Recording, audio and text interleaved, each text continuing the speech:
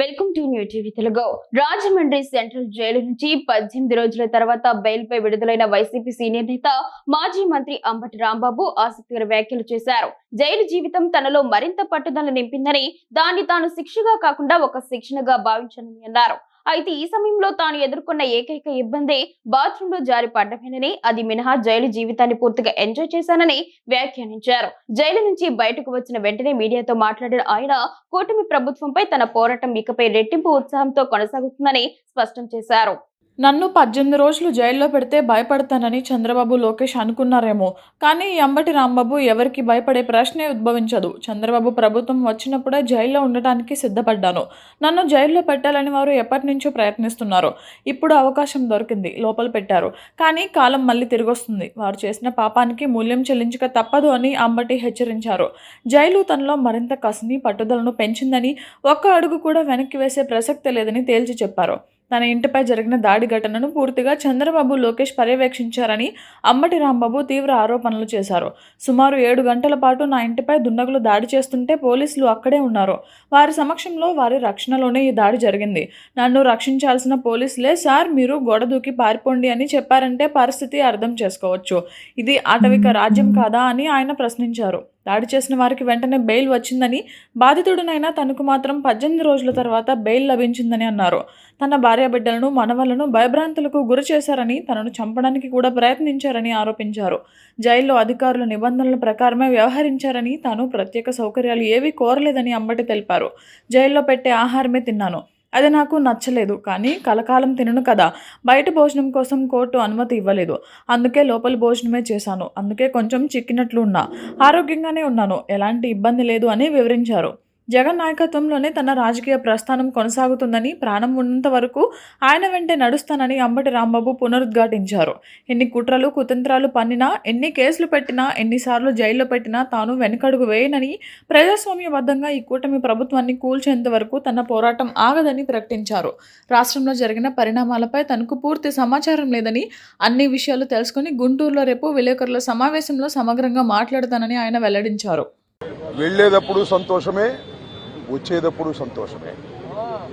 ఎందుకంటే 18 రోజుల పాటు ఆల్ ఆర్ బెయిలబుల్ కేసెస్ 18 రోజుల పాటు సెంట్రల్ ప్రిజన్లో ఉండవలసిన పరిస్థితి ఏర్పడింది. దీనికి కారణం ఈ ప్రభుత్వం, పోలీసులు కుమ్మక్కై చేసినటువంటి సంఘటనలు. నేను చాలా వివరంగా గుంటూరు వెళ్ళిన తర్వాత మళ్ళా మాట్లాడతాను. నేను అందరికీ ఈ సందర్భంగా నా ధన్యవాదాలు తెలియజేస్తున్నాను. నాకు ఎవరైతే సపోర్ట్ చేశారో ఈ సంఘటనలో, ఎవరైతే మద్దతు పలికారో వారందరికీ నా హృదయపూర్వక ధన్యవాదాలు. అలాగే కొంతమంది మద్దతు పలకలేదు, వారికి కూడా నా ధన్యవాదాలు. వారు ఏమన్నారంటే, పెద్ద మాట అన్నారు, దానికి కూడా నేను గుంటూరు వెళ్ళిన తర్వాత సమాధానం చెప్తా. అదేమన్నారంటే, అసహ్యంగా మాట్లాడితే దాడులు చేయరా అని. అసహ్యంగా మాట్లాడితే దాడులు చేయదలుచుకుంటే ఎంతమంది మీద చేయాలి? అసహ్యంగా మాట్లాడే వాళ్ళ మీద. అది ఒక అంశం. వాళ్ళకు కూడా నేను రేపు నా సమాధానాన్ని తప్పనిసరిగా చెప్తా. 18 రోజులు నన్ను జైల్లో పెడితే నేను భయపడతాననుకున్నారేమో. భయపడే ప్రశ్న ఈ అంబటి రాంబాబుకు ఉద్భవించదని మనవి చేస్తున్నా. ఎందుకంటే ఈ చంద్రబాబు నాయుడు గారి ప్రభుత్వం వచ్చినప్పుడే జైల్లో ఉండటానికి సిద్ధపడ్డానని కూడా ఈ సందర్భంగా మనవి చేస్తున్నాం. నన్ను హింసించాలని, నన్ను జైల్లో పెట్టాలని చంద్రబాబు, లోకేష్ ఎప్పటి నుంచో ప్రయత్నం చేస్తున్నారు. ఎక్కడో దొరికాను, లోపల పెట్టారు. చూద్దాం, టైం విల్ కమ్ అగైన్. పరిస్థితులు మళ్ళా మారతాయి. ఈ పాపానికి వారు పరిష్కారం చేయక తప్పదని కూడా ఈ సందర్భంగా నేను మనవి చేస్తున్నాను. రాజమండ్రి సెంట్రల్ ప్రిజన్ నాకు పట్టుదలను పెంచే ఒక శిక్షణా కేంద్రం అని కూడా ఈ సందర్భంగా నేను మనవి చేస్తున్నాను. మరింత పట్టుదలగా, మరింత కసిగా ఎన్ని కేసులు పెట్టినా,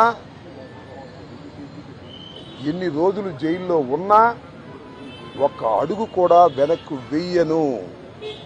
జగన్మోహన్ రెడ్డి గారి నాయకత్వంలో ఈ కూటమి ప్రభుత్వాన్ని ప్రజాస్వామ్యబద్ధంగా కూల్చేంత వరకు ఈ పోరాటం ఆగదు, ఎన్నిసార్లు జైల్లో పెట్టినా వెనక్కు వెళ్ళే ప్రశ్న లేదు. అన్యాయంగా అక్రమంగా జైల్లో పెట్టారు.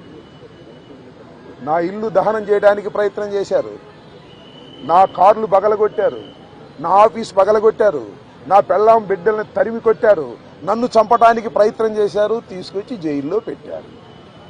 ఏమైంది? ఏమైద్దని అడుగుతా ఉన్నా. చంద్రబాబు నాయుడు అడుగుతా ఉన్నా, లోకేష్ని అడుగుతా ఉన్నా.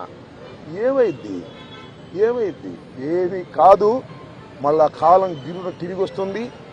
అన్నిటికీ సమాధానం ఇవాళ చాలామంది మిత్రులు మాట్లాడారు. బయట జరిగిన సంఘటనలు నాకు తెలియదు, చాలా తక్కువ మాత్రమే, పేపర్లో ఉన్నవి మాత్రమే నేను తెలుసుకున్నాను. జైలు జీవితాన్ని నేను అనుకోకండి, ఎంజాయ్ చేశాను. ఎంత కఠినంగా ఉన్నా ఎంజాయ్ చేశాను. ఎందుకంటే ఒక రాజకీయ స్ఫూర్తితో రాజకీయాల్లోకి వచ్చినటువంటి వ్యక్తిని నేను, పట్టుదలగా ముందుకు సాగే వ్యక్తిని జైల్లో పెడితే భయపడిపోయే వ్యక్తిని అంతకంటే కాదు, మరింత ధైర్యంగా పోరాట పటిమతో ముందుకు వెళ్ళేటటువంటి వ్యక్తిని కూడా మనవి చేస్తున్నా. ఎప్పుడు ఎక్కడా తప్పు చేయలేదు. పొరపాటు మాట్లాడితే వెంటనే పశ్చాత్తాపడ్డా. పశ్చాత్తాపానికి మించిన ప్రాయచిత్తం లేదంటారే, మరి ఏమిటి? ఎంతమంది పశ్చాత్తాపడ్డారు? నేను తప్ప ఎవరైనా పశ్చాత్తాపడ్డారా అని అడుగుతా ఉన్నా. సరే, ఏది ఏమైనా టైం విల్ డిసైడ్. ఒకటి మాత్రం నేను చెప్పదలుచుకున్నాను, నాకు ఈ సందర్భంగా సపోర్ట్ చేసినటువంటి వారందరికీ కూడా పేరు పేరున నా హృదయపూర్వక నమస్కారాలు, ధన్యవాదాలు. నా పార్టీ కానివారు కూడా నన్ను సపోర్ట్ చేశారు. దాడులు చేయటం తప్పన్నారు, దాడులు అన్యాయం అన్నారు. ఒకవేళ తప్పు మాట్లాడితే కేసు పెట్టి లోపల పెట్టాలి కదా, ఇంటి మీద దాడి ఏంటి అన్నారు. దాడి చేసిన వాళ్ళకు బెయిల్ వచ్చింది. దాడి చేయించుకున్న నాకు 18 రోజుల తర్వాత బెయిల్ వచ్చింది. ఏం చేయగలిగారు? ఏం చేస్తారు? దేనికైనా సిద్ధపడి రాజకీయాల్లో జగన్మోహన్ రెడ్డి వెంట నడుస్తున్నటువంటి వ్యక్తులం. ఆ రోజు రాజశేఖర రెడ్డి వెంట నడిచాం, ఇవాళ జగన్మోహన్ రెడ్డి గారి వెంట నడుస్తాం, తుదకంటూ నడుస్తాం. బొందిలో ప్రాణం ఉన్నంత వరకు జగన్ వెంట నడుస్తాం. ఏ విషయాన్నైనా, ఎన్ని కుట్రలనైనా, ఎన్ని కుతంత్రాలనైనా ఎదుర్కోవడానికి సిద్ధంగా ఉన్నామని కూడా ఈ సందర్భంగా మనవి చేస్తున్నాను. అందరికీ నా హృదయపూర్వకమైన ధన్యవాదాలు ఈ సందర్భంగా తెలియజేసుకుంటున్నాను.